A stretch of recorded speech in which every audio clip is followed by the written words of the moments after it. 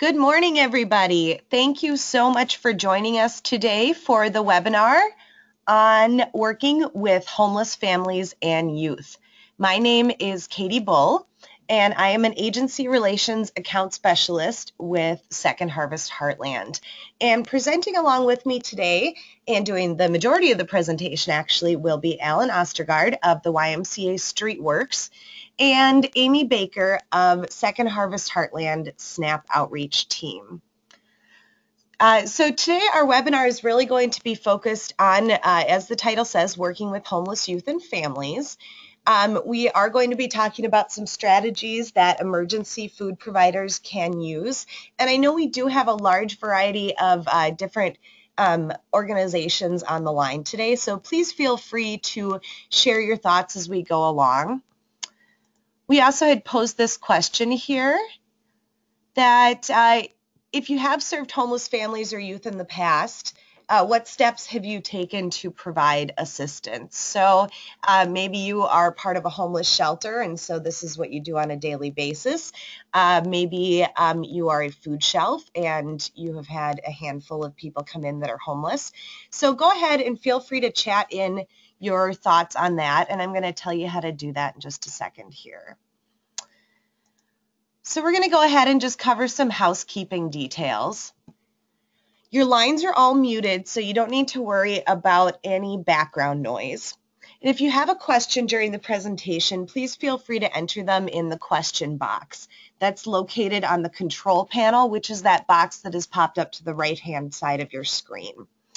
We hope to have some time to answer questions at the end of the webinar, but if we don't, we will be able to follow up on those via email after the webinar. And if you'd like to ask a question out loud, you can click the little hand icon that you see there, and you'll be able to raise your hand and we can unmute your line, and then you can speak to everybody. You can also contact us or your account specialist after the webinar with any additional questions.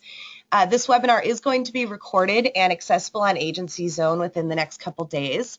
And watch for a follow-up email with a copy of the PowerPoint presentation and also additional resources that are mentioned today.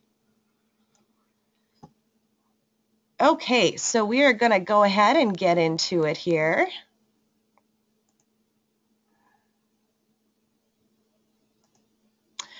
So the first thing that I just want to highlight before I turn it over to Amy and Alan is a little bit about some of the program expectations that are out there that we really see as related to serving homeless clients. And the first one that really comes to mind are for TFAP programs, those ones receiving USDA commodities.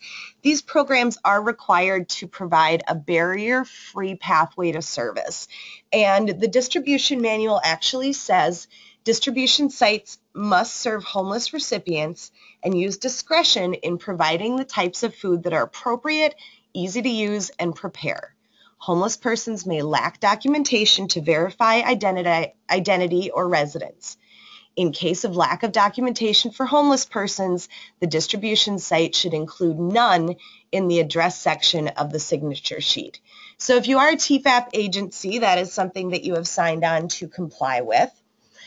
The other thing to mention is that emergency food providers sometimes are really that first connection that people make in a community because they are hungry and they're looking for food. It's one of those basic needs. And so if they are coming to you maybe as a food shelf or a meal program, they may not be aware of some of the other resources that are out there and available to them. So we're going to be talking a lot about those resources and also how you can connect people and really just assist in providing those pathways to service.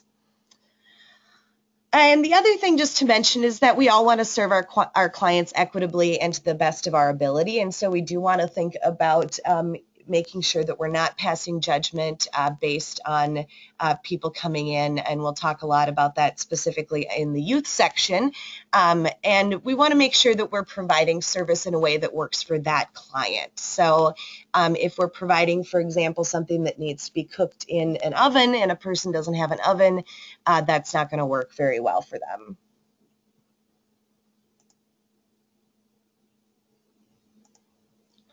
So I'm going to go ahead and turn it over to Alan and Amy here for a little bit to talk about the definitions of homelessness, just so that we get that all right out there to begin with. Hi, this is Amy from Second Harvest, and I'm going to start with the general terms of homelessness, and then Alan's going to get more into the weeds. So first of all, homeless definition is outside or location not meant for human habitation, or shelters, hotel paid for by agency, transitional housing, which is a housing type program, and then host homes, or an individual or family who will immediately lose their housing within 14 days. And then sometimes we come across where somebody's living in a property and there's been no utilities at all. So, you know, we have to figure out if it's meant for human habitation. So sometimes we get into to those particulars as well. A homeless youth is defined as a person 21 years of age or younger who is not with a parent or guardian and is without permanent shelter. Homeless family, same as above with children and household, includes doubled up, and Alan will get into what that means. And so how do we track homelessness in Minnesota? There is 2 different studies. One is a one-night count, point-in-time count that's required by HUD for across the United States. And then the other thing that Minnesota is really lucky to have is the Wilder study, and that is done every 3 years, and later on we'll get into how you can participate in that. And then right below, I did find a PDF that specifically across the nation looks at homeless youth and families, and they do a report card every year, and so that's the link if you want to find out more information about that. And I'll let Alan get more into the weeds, so you can actually, that's not something you have to remember, these definitions, but just so you can see how potentially complicated it can be to define somebody who's homeless. Thanks, Amy. So I'm going to just kind of go into a few of the more, as you said, in-depth, kind of in the weeds. So I'm going to start at the very kind of the most dire kind of chronic homeless. So the HUD definition of homelessness would be an individual who has spent 1 year of being literally homeless continuously, or 4 times in the last 3 years homeless. But then on top of that, they also need to have a documented disability. So that could be a mental illness, a chemical disability, a dual diagnosis, or a physical disability. So when we're talking about different programs and different criteria, every kind of program has its own different definition of homeless that they go off of for eligibility criteria, and so that's why some of these are really important. The next kind of step down from chronic homeless would be long-term homeless. This is kind of the state definition. It's the same as HUD homeless and chronic. So somebody who's been homeless for literally 1 year or 4 times in the last 3 years, but they do not have to have a documented disability. And then this one, we also do couch hopping, couch surfing, and doubled up for long-term homeless if they've had 4 separate instances as well. And then I'm going to go down a little bit further. Some of you may be familiar with this, but the McKinney-Vento Homeless Assistance Act, it's part of the No Child Left Behind legislation that was passed a few years ago. But this is what provides educational rights and services to children and youth who lack a fixed, regular, and adequate nighttime residence. So some examples of that are sharing the housing of others due to loss of housing, economic hardship, or similar reason. That could include running away from home or being forced to leave home because of abuse or etc. That could also mean somebody who is staying in a homeless shelter or in a transitional housing program for homeless young people. And then it also definitely includes, you know, the not meant for habitation, which would be living in a car, in a park, in an abandoned building, like a squat, or even just a garage, substandard housing, campgrounds, public spaces, or as Amy kind of alluded to earlier, living in hotels paid for by agencies. Just one more thing with McKinney-Vento, the Act requires that school districts identify all children and youth who are eligible for No Child Left Behind and McKinney-Vento services. So typically that's school counselors, social workers, lead teachers. Those are usually who the district identifies as their part of their team, but it's not mandated, so every school is a little bit different. So we're going to talk a little bit more about that later in the presentation, but we'll go into that. Okay, if you want to change the slide, Katie, I'm going to go into the next one. Okay, so I work for the YMCA, which is a part of a collaborative called Streetworks. So outreach workers that we literally meet young people where they're at. So we're out on the streets, we're in the schools, we're in the community, we're resource fairs, kind of everywhere. But what the cool thing about StreetWorks is that we're a collaborative that's been around the Twin Cities for more than 20 years. The joke is that, you know, if one of our clients the first year had a child then, and if we didn't solve the problem generationally, now that young person would actually be aging out of our services too. So we've been around for a while. The branding for StreetWorks is our green bags. We actually carry these big green bags around that have tangible items. We've got bus tokens, condoms, socks, underwear, everything that somebody might need when we come across them. So it's not that we're trying to solve their problem for them. It's really that we're trying to have something that we can start a conversation with and kind of get them to get past the immediate needs and kind of be able to start talking to them about the more longer-term services. Outreach workers, their job is to connect the young people with the resources they need, such as housing, case management, counseling, basic necessities. We do build connections between the clients and the longer-term services, though, so we're not really supposed to be long-term case managers. The sad part about my job is that when I connect a young person to a successful program that's going to be appropriate for them, I might not hear from them ever again, and I have to be okay with that. And the big thing too is that it's not just mobile case manager coordinated entry too. That's kind of the big buzzword, is the coordinated entry. So I'm sure that some of you at the food shelves have also heard that too, but things are coming, and that's another HUD mandate. Let's see here. And one of the great things, another just ancillary that I want to just talk about, is having outreach workers working for all the different agencies within the collaborative really fosters great communications between those agencies, and having actual on-the-ground staff that aren't just kind of in their own little silo, that they actually work together, and so they're kind of the ones that are the experts on what do my partners focus on and what can I focus on. So if I'm not the best person to talk to about a specific resource, I have somebody who I can connect directly to that client who can help them with that. I'm going to turn it back over to Amy to talk a little bit about families, I think. So again, I said that in Minnesota, we are so lucky to have the Wilder Foundation do a study of homeless households. I'm not sure how many other states, United States, goes as in depth as we do. It happens every 3 years. So the last study was in 2012, and the next study will be here in October 2015. So children are homeless with their parents make up about 1/3 of all homeless people in Minnesota. So just take a minute to think about that we have a high percentage of children who are homeless. Half these children are under age 6. Homeless children are typically with their mother only, but the percentage of two-parent homeless households grew by 22% from 2009 to 2012. I think that's maybe an example of the recession that happened during that time. Compared to children in traditional shelters, emergency shelters, and transitional housing, children with parents staying in informal and frequently changing arrangements are more likely to have difficulty with peer relationships in school. There's estimates that a total of 3,931 minor children homeless with their parents on any given night. And remember, this is just Minnesota. Besides the children who are homeless with their parents, at least 2,000 are affected by a parent's homelessness but are not with that parent. Demographics: 1.5 of homeless children with their parents are age 5 or younger. Most families lived in Minnesota before coming homeless, and this is another myth that we need to really dispel, is that the families who are becoming homeless in Minnesota are from Minnesota. 3/4 of homeless parents had their last regular housing in Minnesota. African Americans make up nearly half of homeless parents, so there are severe racial disparities. You can go to the next slide.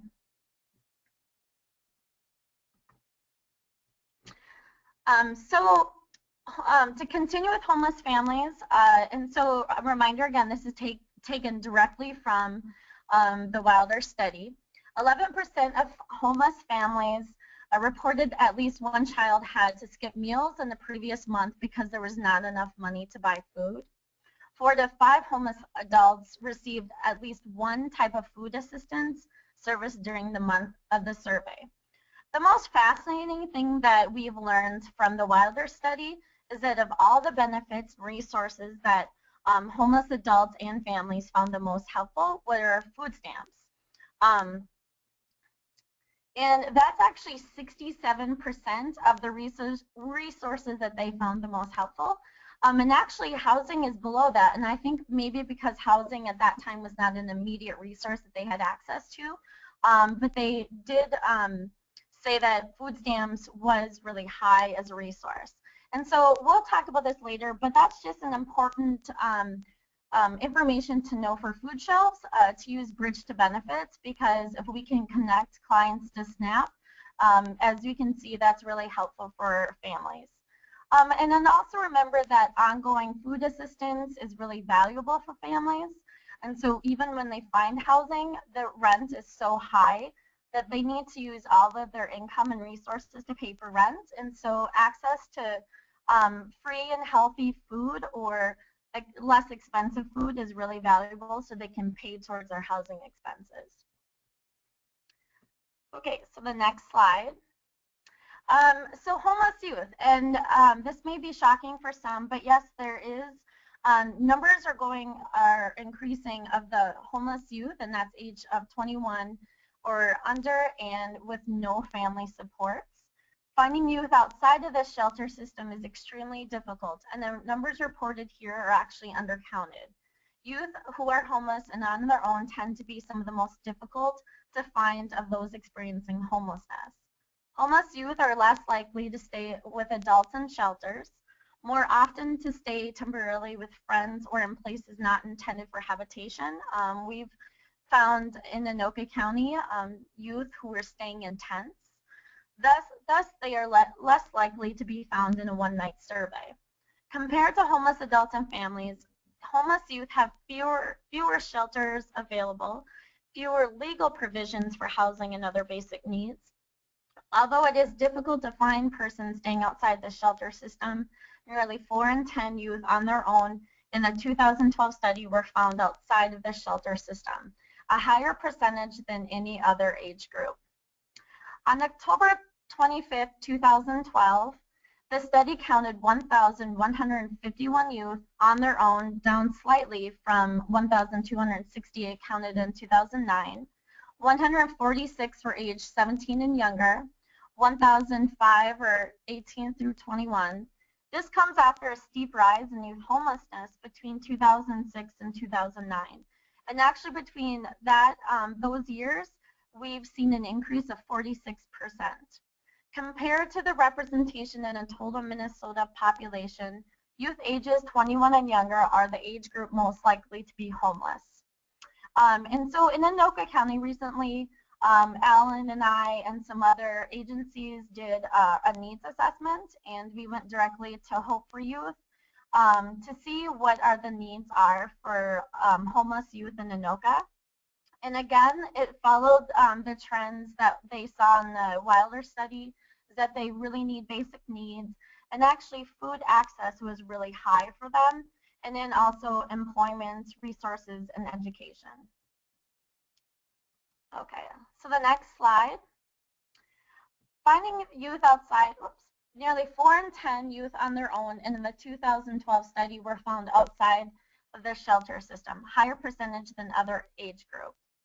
And again, there's those numbers. We can't emphasize enough on how this population is growing in the amount of people who are homeless over all other populations who are counted. So the average age for youth minors is 16. 59% of those were female. 70% of homeless youth were African American, American Indian, Asian, Hispanic, or of mixed race, versus 24% of all Minnesota youth. 76% of those grew up in Minnesota. 65% grew up living with biological parents. 10% lived in an adoptive home at some point in their lives. And 15% of those identified as lesbian, gay, bisexual, or were unsure about their sexual orientation. And Alan, I wanted to have you jump in quick. Are those numbers match your experience of what StreetWorks sees on the ground?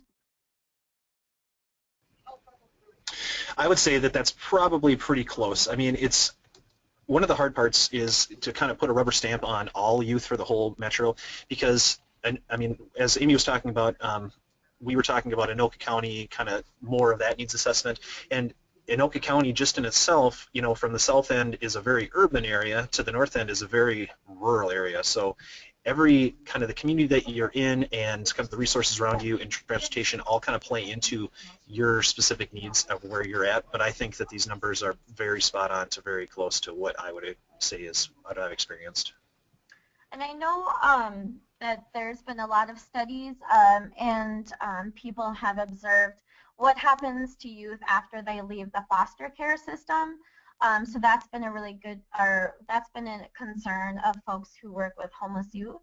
And then also how many of those do identify as lesbian, gay, or bisexual. You know, some youth feel like they've had to leave home because of that identification. Okay, so the conditions for homeless youth are difficult and sometimes dangerous. 1/3 slept outside at least one night of the previous 30 nights.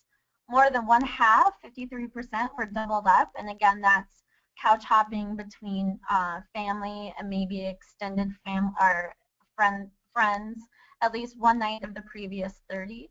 1/4, 25% of homeless youth had been turned away from shelter in the past 3 months because there was not available bed spaces. 1/5, 21% of homeless youth had been attacked or beaten while they were homeless.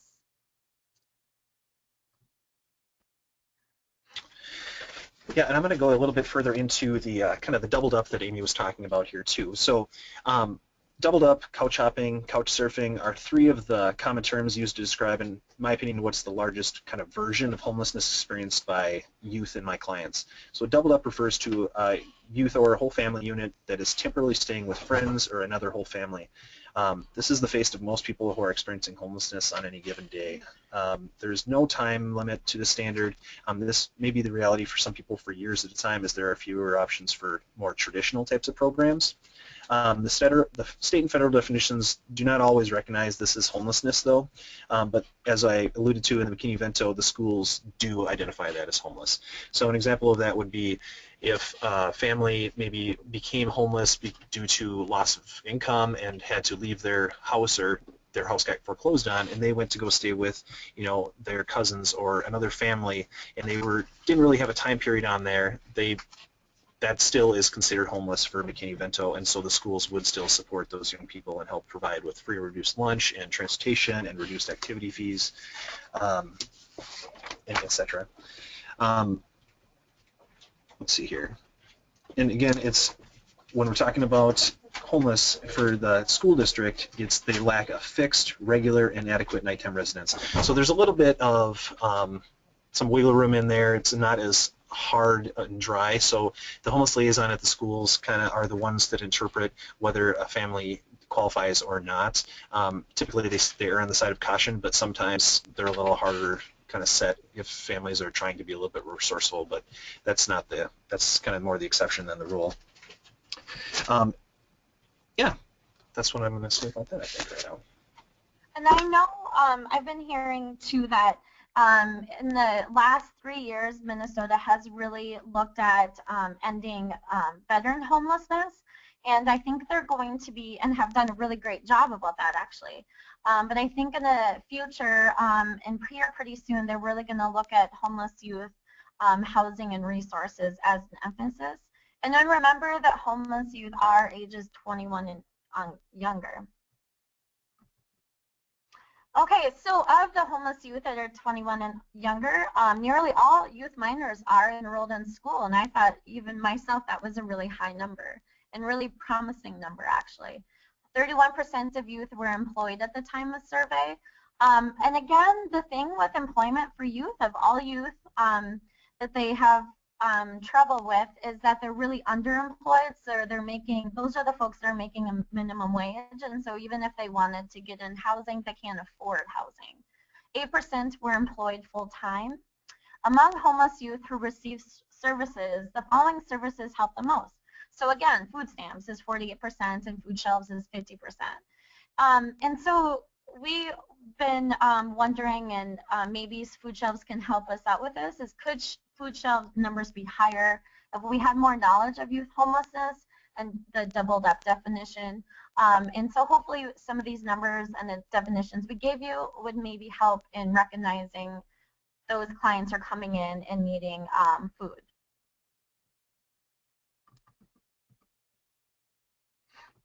I'm just going to share a little bit about just youth in general, and something I want people to keep in mind when we're talking about youth homelessness. Keep in mind the generation that we're talking about. We're talking about the millennials or the Generation Y that are more likely than any other group to be using technology to look for help. So this isn't the group that's necessarily going to be walking into the food shelf looking for assistance like that. This is going to be people that are going to be more using social networking. Even if they don't have minutes on their cell phones, they still, if they can get to Wi-Fi most of the time, they can connect with their friends and ask for a place to stay or try and connect with people who have resources. But this generation is also more optimistic about how things are turning out all right. A Wikipedia citation that I found from March of last year, Pew Research Center issued a report about how millennials in adulthood are detached from institutions and networks from their friends, but the report also says that millennials are somewhat more upbeat than older adults about America's future. 49% of millennials saying that the country's best years are ahead of them. That's something I think important, because if you don't have hope and you don't think that there's any way out of this, then that's kind of the drive that a lot of our young people have to try and get themselves out of this. Trusted adults. So it's very often the case that when our outreach workers and street workers in the YMCA interact with a young person in the community, that they might be the only adult outside of the school or their place of work that even acknowledge them all day. It's not our goal to get them to open up completely to us the first time that I talk to them, but it's just simply out of an urge to connect that they very often do. I can think of several times where I maybe walk up to a young person at the transit center or a bus stop and just kind of say, hey, I'm Alan, what's your name? And, just engaging them like that, and they really will tell you their whole life story, and they'll disclose abuse and the neglect, and they'll really dig into their trauma, and that's just a symptom, I think, of kind of how ignored sometimes that invisible population becomes. And again, it is very important that workers realize that this is very common for youth. Let's see here. Sensitivity to their current situation. So a lot of our clients, when you talk to them, if you don't have a relationship with them, I would not expect that they're just going to, tell them, oh yeah, I'm homeless. They're going to put their best face on things and appear to be in the best possible light. Though the opposite can be true, youth are really the invisible homeless population. And it's very common for my clients to have the newest phones and accessories. They wear nice clothes. They talk a good game. But in fact, youth experiencing homelessness don't even sometimes view themselves as homeless. It's really a title that we give them, but really we need to look at the situation that they're experiencing to try and help them dig out of this so that they can become longer-term productive members of society and be successful on their own later on. And I just want to emphasize what Alan just said about technology. With Bridge to Benefits, I've actually had at least, Alan, like 5 or 6 homeless youth that first connected with Bridge to Benefits because they needed food stamps, and then when I followed up with the youth to help them with food stamps, they told me about their living situation and met the definitions of homelessness that we just talked about, and then I was able to help them get connected to the YMCA and StreetWorks for resources, and that was 5 or 6 homeless youth just in Anoka County in the last month. And so technology and getting access to resources is really important for this new generation, and handing out flyers is just maybe not good enough, and it's not the resource of the future. That we really need to look at different technologies to get access to our clients.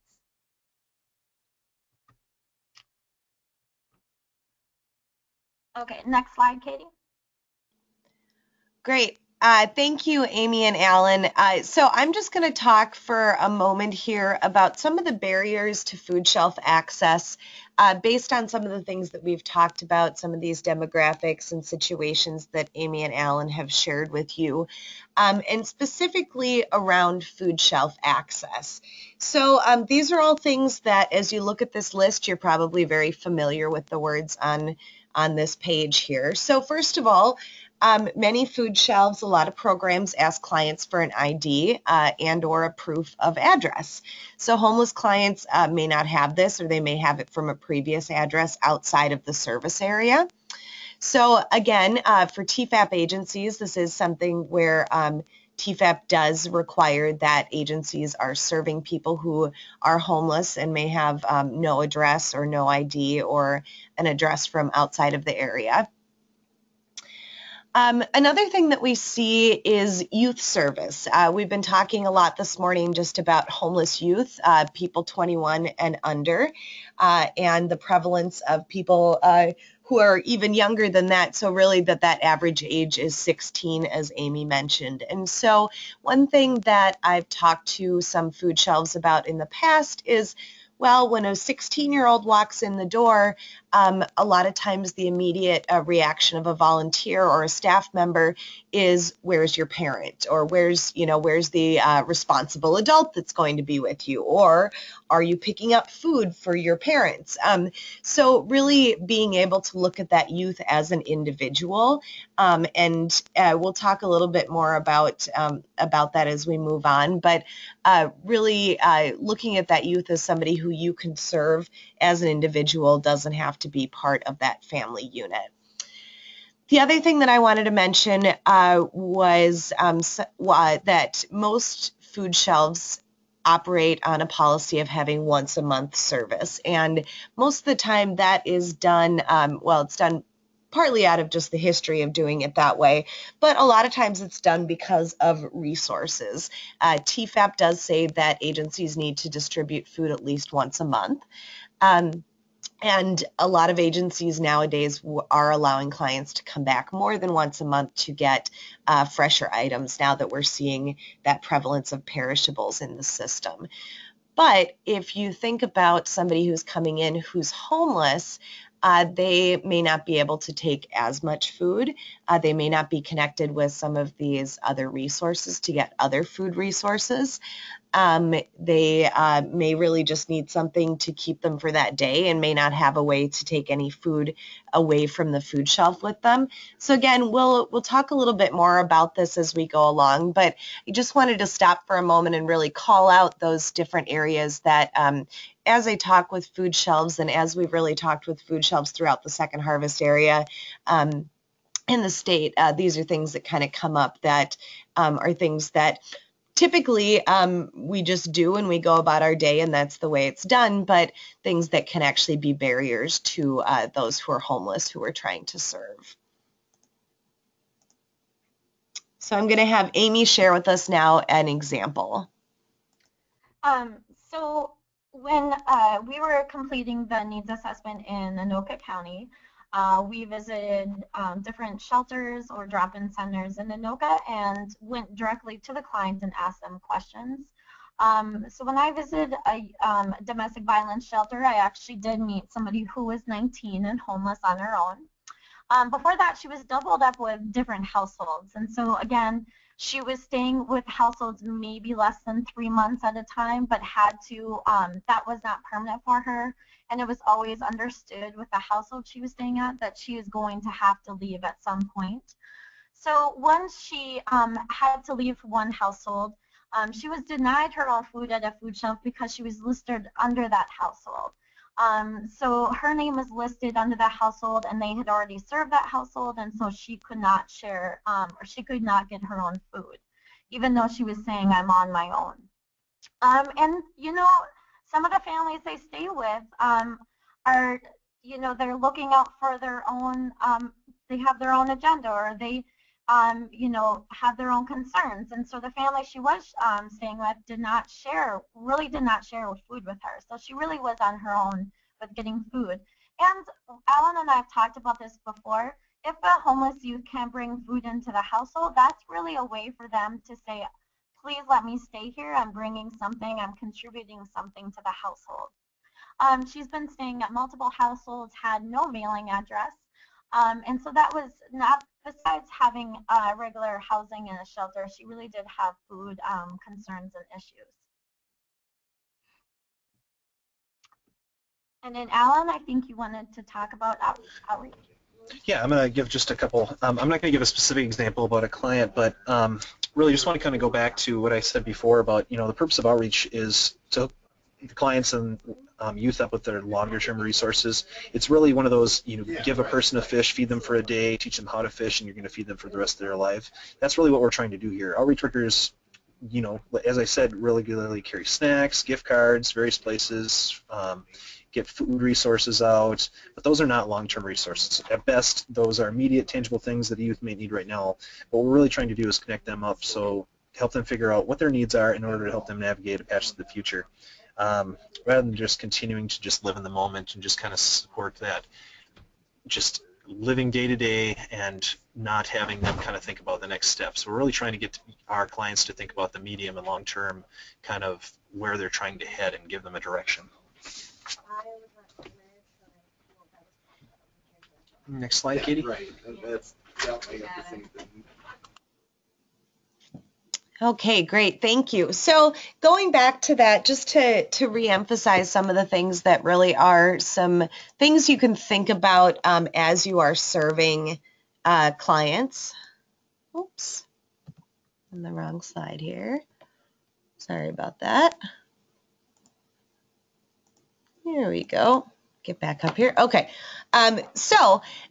As Amy and Alan talked about, gave some examples, I think when I hear that example of the youth coming into the food shelf, it's very easy to see that from both sides. If somebody comes into a food shelf and says, I'd like to get food, and it looks on your records that they've already been served, the volunteer, checks that, it looks like they've been served, and we're concerned about the amount of resources that we have available. We're concerned about, making sure that everybody is getting served who we consider our clients. But I think it is really important to, first of all, just allow yourself and allow your volunteers to think about what those other situations are that people are in. To think about when somebody comes in and presents something that, or says, no, I don't have an ID, or I don't have an address, or I'd rather not fill that out, I can't make an appointment, things like that. Allow yourselves to think about the fact that maybe the reason is that they're homeless. So really just having that thought in your mind as you're serving. And then just some things too, some more specific tips. So having service more than once a month, having smaller amounts of food available, and food that can be easily prepared and eaten without a kitchen. You may want to offer basic cooking supplies if needed or if you're able. Some food shelves will provide a voucher to a local thrift store or to the thrift store that's connected with their food shelf, or maybe might just have can openers available if people do not have a way to get into the food that you're giving them. One example that was shared with us from Echo in Mankato that I'll just share real quickly, they actually have a tracking sheet for some clients to really help the volunteers understand how this works when people are coming back more than once a month. And so instead of just really putting it out there, yep, you can come all the time, which sometimes might make us feel a bit uncomfortable as people who are trying to organize and run a program, having a chart that says, this is how much food they would typically get if they came in for that one-time monthly visit. Now, if they're coming in 4 or 5 times or 6 times during the month, what does that look like? How many pounds can we give them? Can we track that over the month so that, we can show that it's still the same amount? People, they're not getting anything extra super special, but we are making those exceptions to serve them in a different way. So I think that that's a really good example of just one way that you're able to do that. And then really just being flexible if people are coming in, remembering that you are a community connection. You are a resource for people who need help. And so if somebody comes in and just needs a bottle of water or something to get them through the day, is that something that you can provide? So I'm going to turn it back over here to Amy and Alan to talk a little bit more about these additional resources, how you can help, some of the things that are out there, and we'll also be sending this out, as I mentioned, so that you have the links to the different documents that are on here and all of that. So I probably, when we go through this slide, I know that the numbers can seem really overwhelming. And we also know that the majority of your clients that you serve are definitely not homeless, and that anybody who is defined as homeless is probably a very small percentage of the clients you serve. But when somebody does come into your food shelf and they are homeless, that is really overwhelming client that you serve, and there's so many resources that this person needs. And so we want to just give you a quick list of the ways that food shelves can help anybody who comes in who's homeless. I sound like a broken record, but as you can see through the survey, that SNAP is the most used resources. So an idea would be to implement bridged benefits and screen new clients. Maybe not all of your clients, but just new clients who are coming in. And if you found this resource a bit overwhelming to go through or taking too much of your time, Katie and I have worked on a way to streamline that process, and I know I would be very willing to go out to your food shelves and help you set that up, or if I can't, I have a team of coworkers who would definitely help you get that set up. Just to give you guys some information about what is happening in the housing world right now in Minnesota, and the different resources that they're working on with homeless clients. Alan mentioned earlier that there's a coordinated entry system, and basically what that is all the housing programs in the community have to work together, and they have to create a housing wait list. And then this is actually a HUD mandate. So any communities across the United States that have HUD funding have to actually set up the coordinated entry system.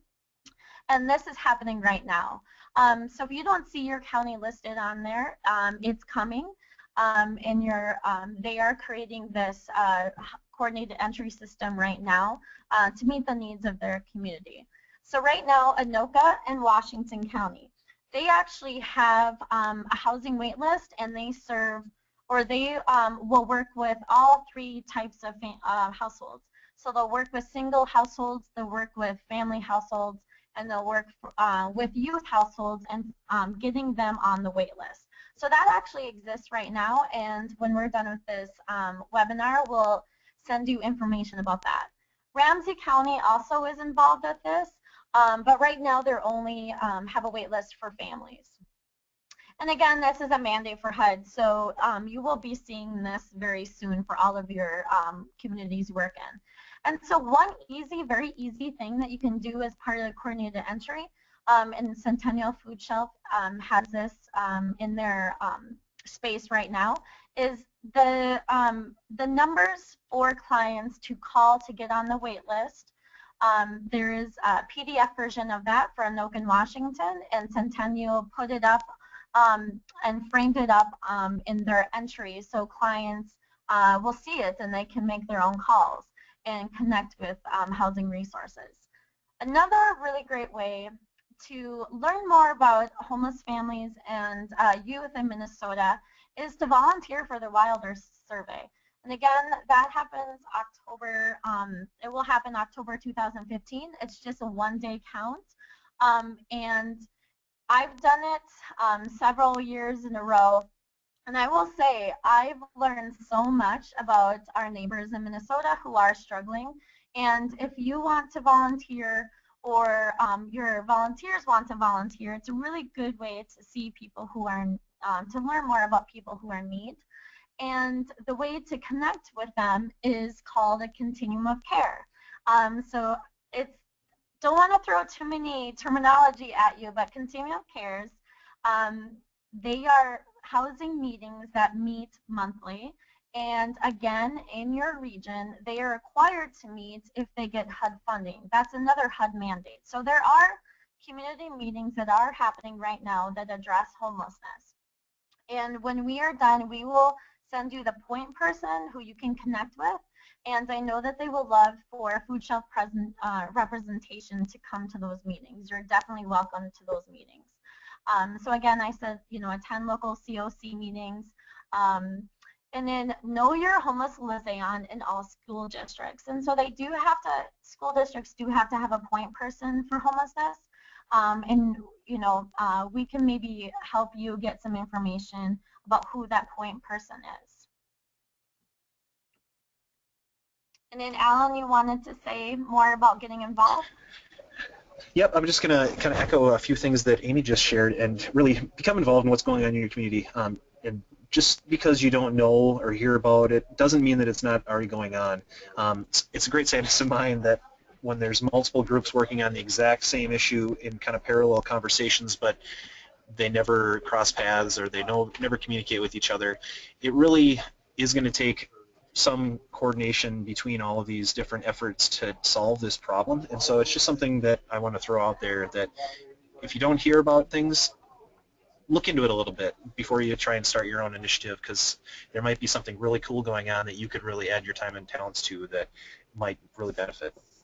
Another resource that I just want to throw out there too for those providers and food shelves in the Twin Cities metro area, check out the brand new Youth Service Network website and app that you can download for your iPhone and Android phones and on the website. It's www.ysnmn.org.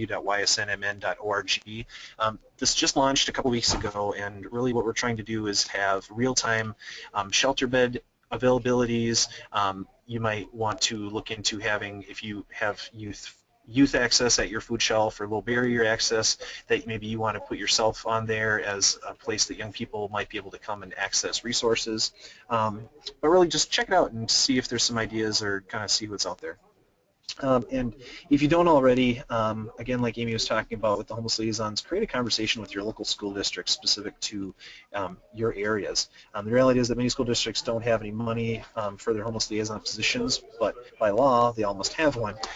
So sometimes this is a dynamic individual who actually wears many hats and may change each school year. So, one school year it might be a social worker, the next school year it might be a assistant principal, et cetera, et cetera. Food shelves in schools are both everyday parts of the communities that you are in, and it would be great if our villages could come together to help raise all the children. Katie? Great. Thank you so much, Alan and Amy. This is some really great information. And as both Alan and Amy said, we'll be sending some more information out to you after the webinar so that you can check all of this out.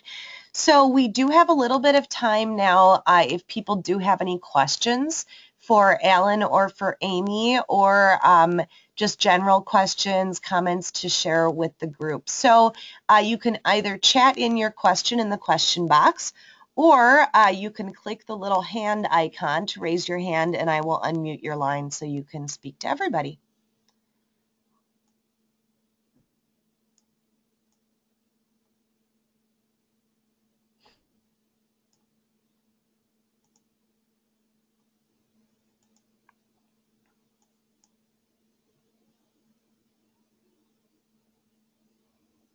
And again, we will provide information, some contact information, so if you have questions afterwards, please do let us know.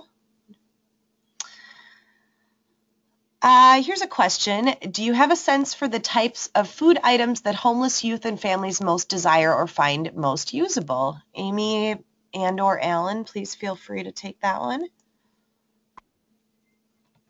I'll jump in there quick, and then Amy, you can add too if you'd like. Really depends on the client, but the pendulum can kind of swing both ways on this. Some places really just want to have kind of that ramen and just granola bars and really high processed foods.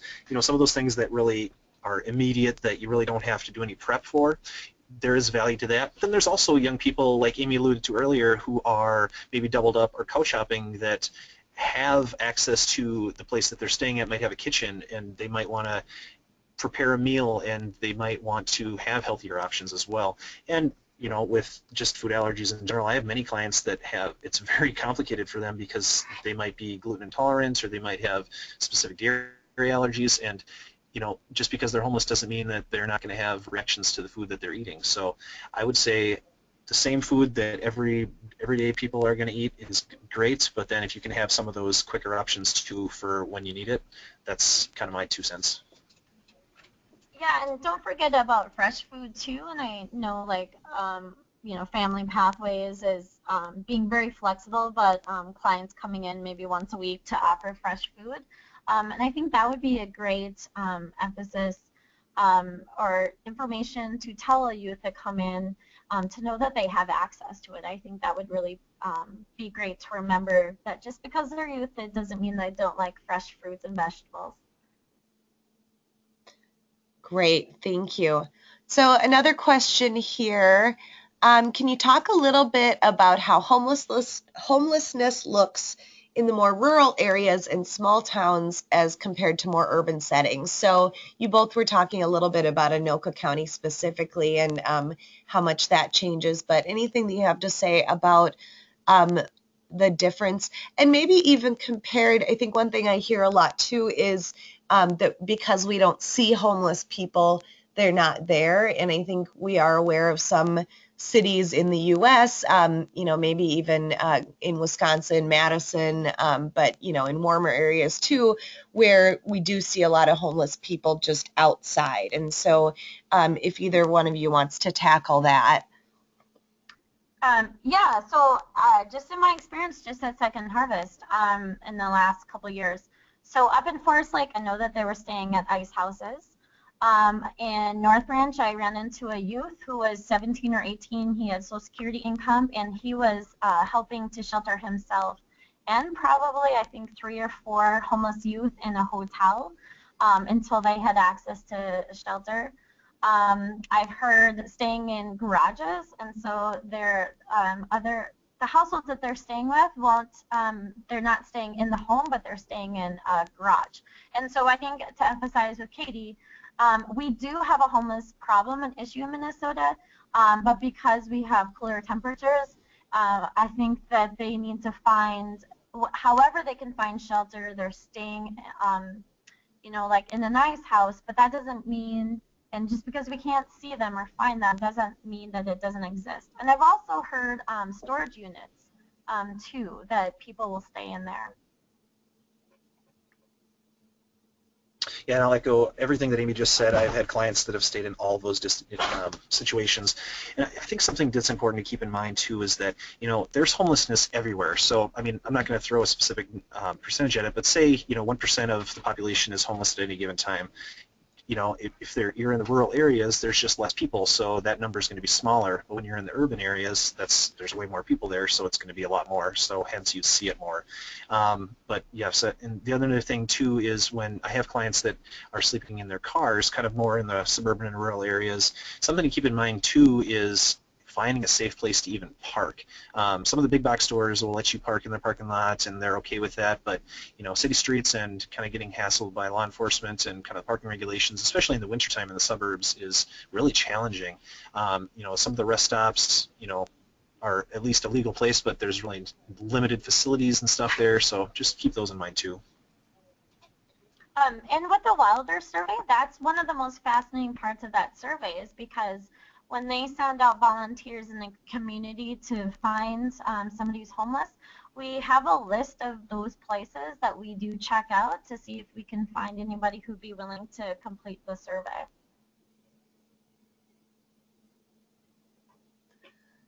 Great, thank you. It doesn't look like we have any other questions oh, we have a big question here. Okay. Any suggestions for how to word the request for ID and proof of residence? We had some cases where homeless clients offer up their situation. We gladly serve them, but periodically we have new clients who are asked to bring ID and proof of residence for first appointment, and then they don't show. I wonder if requirements inhibit their coming. We do serve clients regardless if they bring ID or proof of residence, but how do we balance barrier-free access and the need for verification? So that's a great question, Alicia. So really the message you're putting out there for everybody, whether they're calling and just getting a voicemail or they've called to set up an appointment, is you need to bring ID and proof of residence. And so it sounds like instead of somebody saying, I don't have those, they're just not showing up. So Amy, Alan, I don't know if you have any ideas for that. I have a thought that I'd like to share that one thing that's really important about homelessness in general is that it's misconception with youth and definitely with families too, that it's something that the individual did that caused them to become homeless. It's very often not the fault of the person who's experiencing homelessness at any given time. So there's a lot of shame that goes along with that. And so I know just from some of my clients and trying to get them to hook up with those services longer term, whether it's a food shelf or a drop-in center or what have you, just the shame and just kind of that weight on their shoulders that they feel like they don't want to put themselves out there, or they feel like they're kind of taking when they really, that's not the way that they were raised. I think all you can do is your best to try and create a welcoming and inclusive environment so that when they do walk in the door, it doesn't feel so institutional and it maybe feels more relational, and that's kind of that part of the food shelf being a part of the communities that they're serving. So really, if you're the food shelf for that specific zip code or area, or that, that area, knowing what's going on there and knowing the culture and knowing some of the people and kind of knowing the common things that everybody's doing on a day-to-day basis too. That's my 2 cents, I guess. Yeah, I mean, for me, I work a lot with the county to connect people with benefits through the county, and even at that level, it can be tough. I know that the county, if anybody has an ID, no matter what state or different address, they just need a picture ID. They just need to see that that's the person that they're serving, and that is absolutely okay. And if they don't have that ID, they sign a form saying, I am who I say I am. And some of the mailing addresses, somebody who's been homeless for a while or is doubling up, is that they have a general delivery. They use general delivery at their local post office. And so that is what's required for homeless households when they connect with services at the county level. And so maybe asking if they have at least a general delivery box. But again, if they're continually saying, no, I don't have those things, they probably won't want to get into you about why the situation is, and maybe being flexible on an emergency food basket for them. Great, thank you.